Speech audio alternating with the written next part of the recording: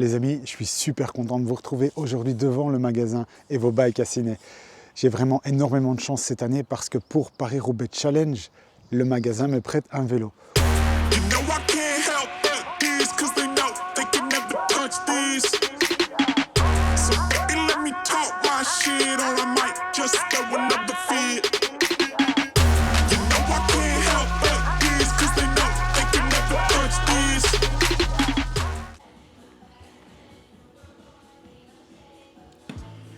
Les amis, on se retrouve donc chez EvoBike avec Benoît ici présent. Il va un petit peu nous expliquer le concept du magasin et on a diverses questions. Ça va permettre d'apprendre un petit peu plus sur le magasin et surtout ce qu'ils peuvent proposer comme service. Salut Benoît. Salut. Tu vas bien? Ça va et toi? Ouais, ça va. Je voulais savoir un petit peu, ça fait combien de temps que le magasin existe? Alors, EvoBike existe depuis plus de 30 ans maintenant. Auparavant sur Havelange et maintenant depuis on a fêté nos 10 ans ici à Ciney. Quel type de client essentiellement vous avez au magasin? Alors on n'a pas un client spécifique, un client type. On a quand même pas mal de clients dans plein d'horizons différents, que ce soit le VTT, le vélo de ville ou évidemment l'électrique qui prend quand même une grosse partie de nos ventes en général. Mais un peu tout type de pratiques et tout type de clients pour des recherches diverses. Ok, d'accord. Et il y a vraiment un vélo type, un vélo succès qui se vend, particulièrement que ce soit gravel, route ou VTT? Alors ça va dépendre un petit peu de la dynamique sur l'année. C'est-à-dire qu'évidemment, il y a des événements qui se rapprochent. On va parler maintenant du Tour de France, on va avoir une grosse recherche par rapport au vélo de route. En hiver, on va plus avoir une dominante sur le VTT ou VTT électrique. Mais sinon, en général, il y a un gros vélo qui sort tout au long de l'année. C'est vraiment le vélo tout chemin électrique. Ok. Et si maintenant quelqu'un qui débute un petit peu le vélo, on va dire prend 3 fois semaine, est-ce que tu pourrais lui conseiller un vélo vraiment pour débuter ou quelque chose qui va correspondre à sa pratique 3 fois semaine? Tu l'orienterais vers quoi? Alors ce qu'on va faire dans un premier temps, c'est qu'on va essayer d'entamer en fait le dialogue avec le client pour essayer de cibler un petit peu ses besoins, ses envies, sa pratique. Est-ce qu'il vient déjà d'un monde de vélo en particulier ou est-ce qu'il envisage de faire quelque chose dans un domaine en particulier pour essayer déjà d'éclaircir un petit peu la recherche? Et puis après, par rapport à ses points d'intérêt, par rapport à sa recherche, on va essayer de voir un petit peu ce qu'on peut trouver qui peut lui convenir au mieux et puis de voir si le vélo peut même évoluer par la suite sur base du vélo qu'il achète ou sur base d'un autre vélo par la suite. Dans le magasin, je vois que vous avez énormément de matériel. Tu conseillerais quoi à un cycliste qui arrive chez toi pour la première fois au niveau matériel? Qu'est-ce qu'il doit vraiment avoir pour toi absolument? Alors première chose, évidemment, s'il dispose déjà d'un vélo. S'il ne dispose pas d'un vélo, ce sera notre première recherche, évidemment. Par la suite, on va essayer de regarder principalement par rapport à l'équipement qu'il va porter directement sur lui. À savoir, il y a des choses qui sont quand même essentielles. C'est un bon équipement au niveau textile, un cuissard, une paire de chaussures, s'il roule en chaussures en chaussures automatiques, vêtements de pluie ou vêtements chauds selon la saison. Et puis après, ça peut partir dans pas mal d'accessoires différents, comme du porte-bidon, de l'accessoire, du GPS, casque et autres. Mais de toujours essayer de cibler vraiment le point clé. Le point clé reste le confort, vraiment sur le vélo, parce que si on a le confort, on a le plaisir. Et donc on va se baser clairement d'abord là-dessus. Ouais. D'accord, ici la saison 2026 elle est vraiment bien commencée. Tu as déjà des petits spoilers sur l'année 2027, des modèles qui vont sortir quelque chose de costaud ou pas? Alors évidemment, on était dans l'année où le tarmac devait évoluer. Donc là, évidemment, c'était un secret de polichinelle parce que voilà, le nouveau tarmac SL9 arrive.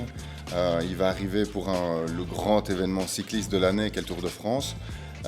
Avec pas mal, à mon avis, d'évolutions. On n'en sait pas beaucoup plus parce qu'ils sont assez cachotiers.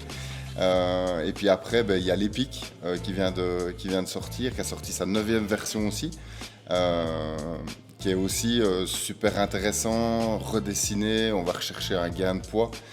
Après pour le reste, on risque d'avoir de l'évolution petit à petit selon le timing au niveau de la saison, mais on a déjà 2 gros best-sellers qui sont le Tarmac et l'Epic qui ont déjà évolué, donc ouais, ça annonce du lourd. Ouais. Ok, super. Le magasin EvoBike m'a gentiment prêté le Roubaix SL8 et sincèrement, je remercie EvoBike pour leur confiance parce que je me sens énormément chanceux sur le fait de pouvoir, moi, petit cycliste, avoir un vélo en prêt et pouvoir participer à de telles courses. Benoît, concernant les spécificités du vélo, qu'est-ce que tu peux m'en dire ? Alors le Roubaix, maintenant, c'est un vélo qui existe à la gamme chez Specialized depuis 20 ans. Évidemment, il a évolué. C'est un vélo qui est donc utilisé dans le Pro Tour, qui est roulé donc par des cyclistes professionnels. Donc, faut attention aux préjugés qu'on pourrait avoir sur le vélo, qui reste un vélo vraiment d'endurance, de confort. Non, c'est un vélo qui est roulé par les pros. Ça veut dire qu'on garde un vélo qui est hyper performant. Par contre, on décide vraiment d'accentuer en fait le facteur confort sur le vélo, sur plein de points, sur une section de pneus, sur une géométrie en fait propre au vélo, sur pas mal de points de confort sur lesquels on va vraiment essayer d'insister. Ça va être la section de pneus, ça va être cette petite Future-Shock, donc cette cartouche hydraulique qu'on a au niveau de la potence, qui nous permet quand même d'avoir une petite suspension à l'utilisation. Et donc, on en fait un vélo hyper confort, hyper performant et hyper polyvalent surtout. Donc voilà, ici Kevin, donc le vélo qu'on va te mettre à disposition pour ta course, l'Enfer du Nord. Donc le Roubaix SL8 dans sa version combe carbone. Donc évidemment, on est déjà sur un cadre carbone, tige de selle carbone. La nouvelle géométrie d'SL8. Ici, sur la version comp, on est déjà monté en 105 Di2, donc transmission électronique. Roue en aluminium et la nouveauté sur l'SL8 par rapport à son prédécesseur, une section de pneus en 32 mm pour essayer d'optimiser clairement le confort à l'utilisation. Et alors, évidemment, cette Future-Shock, donc cette suspension hydraulique au niveau de la direction, qui nous permet de pouvoir supporter un petit peu justement l'enfer du Nord, les pavés ou les petits chocs au niveau de la route pour essayer d'avoir un confort optimal.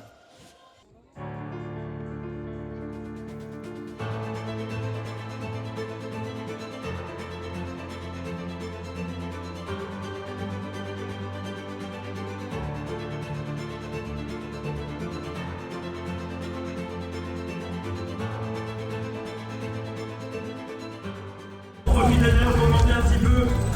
Est-ce qu'il y a des Belges aujourd'hui au départ? C'est le Belgian on the start. Yeah?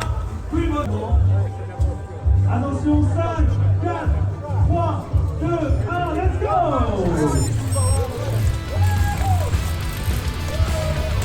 Allez, la team du gars!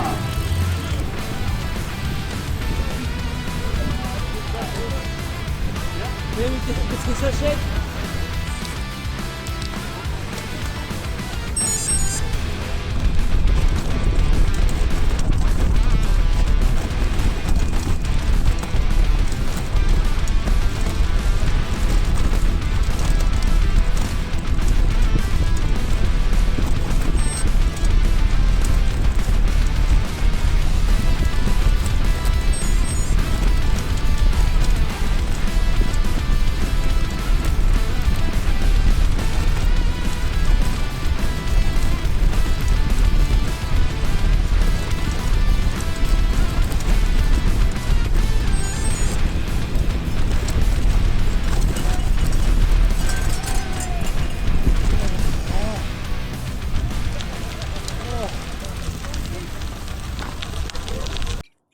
Les amis, la vidéo s'arrête ici. Tout simplement, je passe la trouée d'Arenberg, la caméra tient le choc, mais déjà avec ce qui s'était passé sur le Tour de Flandre, j'étais pas rassuré. Donc j'avais mis la caméra dans une monture de protection et je l'avais attachée au cintre. Je passe la trouée d'Arenberg, donc je fais un secteur qui suit, j'ai pas le nom en tête. Je fais un deuxième secteur, un troisième secteur. Qu'est-ce qui se passe? Les vis de la potence qui relie en fait la tâche Insta360 cède Et donc, ce qui se passe, c'est que je me retrouve avec la caméra qui bascule vers le bas. Heureusement, elle est attachée au cintre. Je me retrouve avec le cintre qui part vers l'avant. 2 vis qui ont cédé et j'ai vraiment le cintre en main. Je m'arrête. C'est vrai que j'aurais dû penser à éventuellement prendre en vidéo, mais j'étais tellement dépité par ce qui se passait que j'avais plus envie du tout de filmer. Donc je range la caméra dans la poche et je termine comme je peux. Donc je dois être aux environs de 60 km depuis le départ. Et donc je regarde le prochain ravito pour espérer réparer sur le tas. Et j'ai encore 20 km avant d'arriver au deuxième ravito. Et plusieurs secteurs pavés. Donc qu'est-ce que je fais? Je raccommode comme je peux et je roule ces 20 km un peu plus stressé parce que j'ai vraiment peur que tout le guidon parte avec et que j'ai plus rien en fait. J'arrive à ce fameux deuxième ravito, je fais la file, tout se passe relativement bien parce que l'organisation reste quand même sérieuse et bien faite. J'arrive chez le mécano et le mécano me dit « Ok, on va essayer de resserrer, on va essayer de trouver des vis ». Il cherche pendant un quart d'heure dans sa petite mallette. Il ne trouve pas de vis. Donc je finis la course Paris-Roubaix avec 2 vis de potence. Je suis pas très sûr, pas très serein. On arrive à raccommoder tout ça. Malheureusement, la caméra, je la laisse dans mon sac et c'est terminé. Je termine la course comme ça et tant pis pour les images. Revenons maintenant à l'organisation de la course. J'avais fait le Tour de Flandre quelques semaines avant, je me retrouve sur Paris-Roubaix. Clairement, 2 mondes de différence. Niveau organisation, niveau circulation. C'est un monde à part. Je préfère largement le Tour de Flandre, mais Paris-Roubaix, c'est mythique. L'arrivée sur le Vélodrome était géniale. Je vous conseille de faire les deux parce que ça vaut le détour. Maintenant, c'est pas quelque chose que je vais faire chaque année parce que je n'y vois pas trop d'intérêt. Concernant le vélo, le Roubaix SL8, sincèrement, c'est un très bon vélo. Je remercie encore une fois EvoBike parce que c'est une chance inouïe de pouvoir faire cette course avec un vélo qu'on me prête. C'est un superbe vélo. Il fait ce qu'on lui demande. Il roule, il est confort, il est agréable à rouler. J'ai rien d'autre à dire par rapport à ce vélo en point négatif.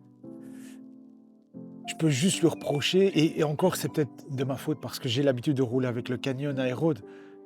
Je lui reproche juste, au final, il n'est pas agressif, mais c'est pas ce qu'on lui demande non plus.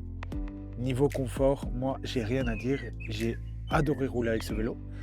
Le vélo filtre extrêmement bien les vibrations de la route, et il faut être honnête, en Belgique, on n'a pas des routes ultra lisses, elles ne sont pas toutes en parfait état comme en France.